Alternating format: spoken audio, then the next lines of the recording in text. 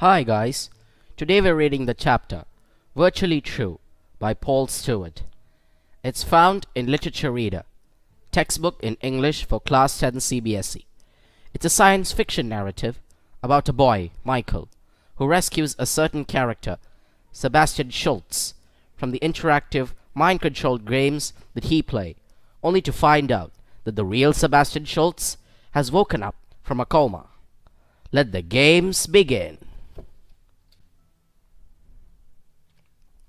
Sebastian Schultz. It isn't a name you come across every day, but there it was, large and clear, at the top of the newspaper article in front of me. The reader of the newspaper was a big woman. I couldn't see her face, but I could hear her wheezy breath. Miracle recovery, the headline said. Sebastian Schultz, a 14-year-old schoolboy from South London, awoke yesterday from a coma that doctors feared might last forever. It couldn't be the Sebastian Schultz I'd met. I leant forward to read the rest of the article. 6 weeks ago, Sebastian Schultz was badly injured in a motorway accident. His condition on arrival at the General Hospital was described as critical but stable. Despite doctors' hopes, the boy did not regain consciousness. His parents were informed that their son was in a coma. At a press conference, Mrs. Schultz said, "The doctors were doing all they could, but in our hearts, we knew we needed a miracle. Now that miracle has happened." At that moment, the woman's hand moved. I suddenly saw the photograph that went with the story and gasped. The boy in the picture was Sebastian. There was no doubt. But how? I muttered. Sebastian Schultz, the boy I'd got to know so well recently, had apparently been in a coma for all that time. I felt nervous and shivery. It didn't make any sense at all. I stared out of the train window and ran through the events in my head. It had all started a month ago. Dad and I had spent the entire Saturday afternoon at the computer fair. Dad's nutty about computers. He's got a Pentium 150 megahertz processor with 256 of RAM, a 1.2 GB hard disk drive, and 16-speed CD-ROM, complete with speakers, a printer, a modem, and a scanner. It could do anything. Paint, play music, create displays. Even if my homework's rubbish, it looks fantastic. Best of all are the games. Tornado, Meeba Bash, Black Belt, Kyrene's Castle. I've played them all. With the screen so big and the volume up loud, it almost feels as if you're inside the games, battling it out with the Z's or B's, Twisters or whatever. Technology was advancing every day, and Dad couldn't resist any of the new gadgets or gizmos that came on the market. That was why we went to the computer fair. We came away with a virtual reality visor and glove and a handful of the latest interactive psychodrive games. They're terrific. Not only do the visor and glove change what you see, but better than that, you can control the action by what you're thinking. Well, cool. When we got them, I remember some of them were not new. Anyway, back at home, I launched myself off into the first of the games. It was called Wild West. That's what I like about computers. The more futuristic they get, the better you can understand the past. I wasn't standing in the converted loft, the power base as Dad calls it, anymore. I was really there, striding down the dusty track through the center of town. There was a sheriff's badge pinned to my shirt. As I burst in through the swing doors of the saloon, everyone went silent and glared at me. I strode over to the bar. "Sarsaparilla," I said, and a glass of fizzy red stuff came sliding along the bar towards me. As I took a sip, I heard a loud crash. I spun around. There, silhouetted in the doorway, was Black-Eyed Jed, the fastest gun in the West. "This town ain't big enough for both of us, Sheriff Dawson," he drawled, and fingered his gun slightly. "Outside, just you and me." I can remember grinning. This was really cool. I finished my drink and slammed the glass down on the bar. Jed had already left the saloon, all eyes on me again. I wondered what sort of score I was notching up. All at once, something strange happened. Up to that point, the game had been pretty much as I expected. But when the second sheriff appeared through the back door, shouting and waving his arms about, I realized that the game was more complicated. "Don't go out," the second sheriff shouted. "And who are you?" I asked. He wasn't like the other characters in the saloon. For a start, he was about my age, and though he looked like a computer image, he somehow didn't move like one. "There's no time to explain," he shouted. "Just follow me." I did what I was told. We raced down a corridor, and then through a door. We ran past some men, and came out through another door. "Come on!" shouted the other sheriff. We went on through another door, and another, and ended up back in the saloon. "No!" screamed the second sheriff. Then he ran to the back of the saloon, and dived through the window. By the time I climbed out after him, he was already sitting on a horse. "Jump up!" he cried. He kicked the horse, and we sped off in a cloud of dust. "Who are you?" I asked again. But the second sheriff didn't answer. He'd seen the paws of men on horseback speeding after us. "Keep your head down," he said. At that moment, the sound of a gunshot echoed round the air. The second sheriff groaned and slumped back against me. Ahead of me, in bright neon lights, came a message: "Game over."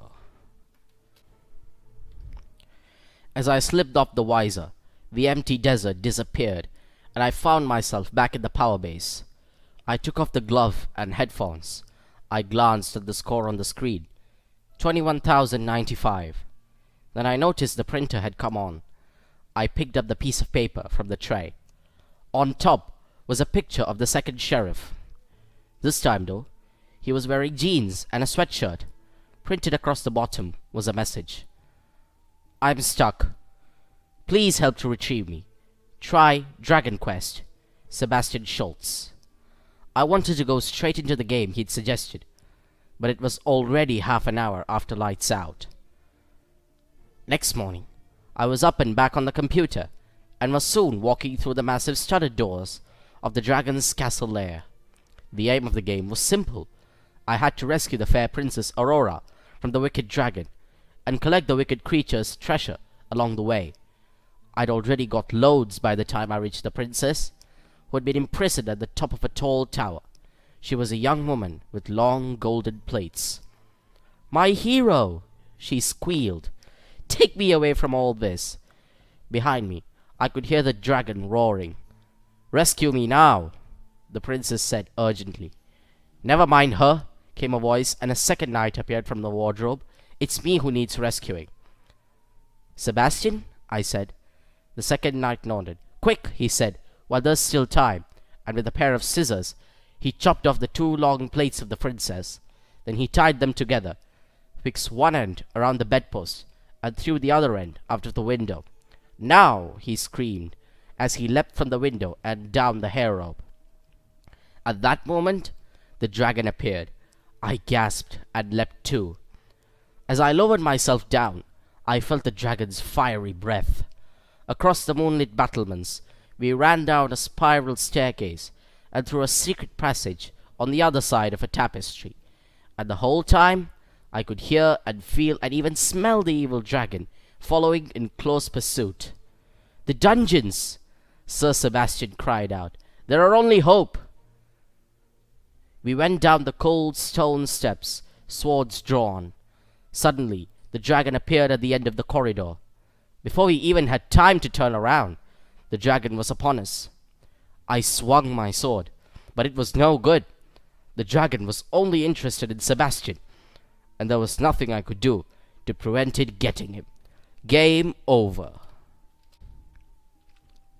This time, the message in the printer said, "Better luck next time.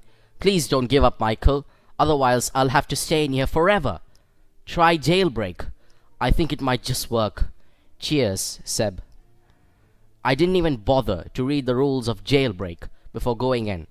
I knew that my task would be to rescue the boy. And sure enough, my cellmate was prisoner 02478, Schultz. "I've got to get out of here," Sebastian sighed. "Are you going to help?" "Of course," I said. "Have you got a plan?" Stupid question. With the help of a skeleton swipe card, we were soon out of the cell and racing down the corridors. Sirens wailed. Guard dogs howled. Heavy boots came tramping. Behind us, steel-barred doors slammed shut. We dodged the guards. We fled the dogs. We made it to a staircase and pounded upwards. On the roof, Sebastian looked around and glanced at its watch nervously. "It should be here by now." "What?" I said. "That," said Sebastian and pointed. "A helicopter!" I exclaimed. "That was my idea," said Sebastian excitedly. "If only it would go a bit faster." At that moment, the door behind us burst open. 12 guards with vicious dogs were standing there. The next instant, the dogs were hurtling towards us, all bared teeth and dripping jowls. Out of the corner of my eye, I saw Sebastian take a step backwards. "No!" I screamed, but it was too late. The boy had slipped and was tumbling back through the air, down to the concrete below. Game over. As I removed my visor, I looked at the printer tray. This time it was empty. I felt really bad. I'd failed Sebastian. I'd failed the game. It was only later, when the scenes began to fade in my memory, that it occurred to me that Sebastian Schultz was the game. Strangely, although I went back to Wild West, Dragon Quest, and Jailbreak after that, I never met up with Sebastian again. Then yesterday, I heard from Sebastian. In the printer tray was a sheet of paper. "Can we have one last try?" it said. "I think the helicopter was the right idea. There's got to be some kind of an accident. Go into war zone. If this doesn't work, I won't bother you again. Cheers, Seb." I couldn't tell which war zone we were in. It was a city somewhere. The tall buildings were windowless and riddled with holes. Machine gun fire raked the sky. Walls tumbled. Bombs exploded. All I knew was that Sebastian and I had to make it to that helicopter in one piece. We raced across a no-man's land of rubble and smoke, dodging sniper fire. At the far end, we went through a door in the wall. The helicopter was on the ground, waiting for our arrival. We started to run, but the tank fire sent us scuttling back to the wall. "A jeep!" Sebastian shouted to me, and nodded at a vehicle parked by the road. He jumped in, turned the ignition key, and revved up the engine. "Jump in!" I climbed into the passenger seat, and we were off. A tank was hurtling after us. Suddenly, Sebastian slammed on the brakes and sent the jeep skidding into a spin. I leapt clear and jumped into the helicopter. The helicopter started to go upwards. I looked around. Sebastian wasn't there. "Wait!" I shouted at the pilot. I looked back. The jeep had stopped, but Sebastian hadn't got out. "Come on!" I yelled, but Sebastian was sitting as if his body had been turned to stone. The tank crashed into the jeep. Sebastian was thrown into the air. Round and round he tumbled, closer to the helicopter. He landed with a thud just below the hatch. I pulled him up. As he sat down beside me, the helicopter soared into the sky. I'd done it! I'd rescued Sebastian at last! Before I had a chance to say anything to him, though, the helicopter flew into the thick cloud. It turned everything blinding white. I couldn't see a thing until "Game over" flashed up. When I removed the visor, the screen was flashing a score of 40,000,000. I'd hit the jackpot. I'd finally cracked the game. At least, that was what I thought then. Now I knew that Sebastian Schultz, the boy from the game, really did exist. I'd seen the proof in the newspaper. But how? I wondered as I got off the train. At home, I checked the net. I wanted to learn more about the miracle recovery story. I found what I was looking for quickly enough. Apparently, at the time of the accident, Sebastian was using his laptop to play one of the same psychodrive games that I've got. My heart pounded furiously. What if, because Sebastian had been plugged into the computer when he banged his head in the accident, the computer had saved his memory in its own? And then what if the weird versions of the games I've been drawn into had all been attempts to retrieve that memory? After all, Dad always says about the memory of the computer, "It can never forget, Michael. Nothing ever gets lost." But even if it was possible that Sebastian's memory had been stored on disk, how had it ended up on my computer? Scrolling down the article, I found a possible explanation. Answering a reporter's question as to what the family was going to do next, Mr. Schultz said that they were off to stock up on some games. It was while we were in the hospital. Someone stole the lot. I don't know what happened to them. I said quietly. They ended up at the computer fair, and we bought them. I left the net and checked my email. There was one from Sebastian. With trembling fingers, I clicked in and read the message. "Dear Michael," it said, "thank you. I'm not sure how it happened, but thanks. You saved my life. Let's meet up soon. Cheers, Seb. P.S. Keep the games. You've earned them."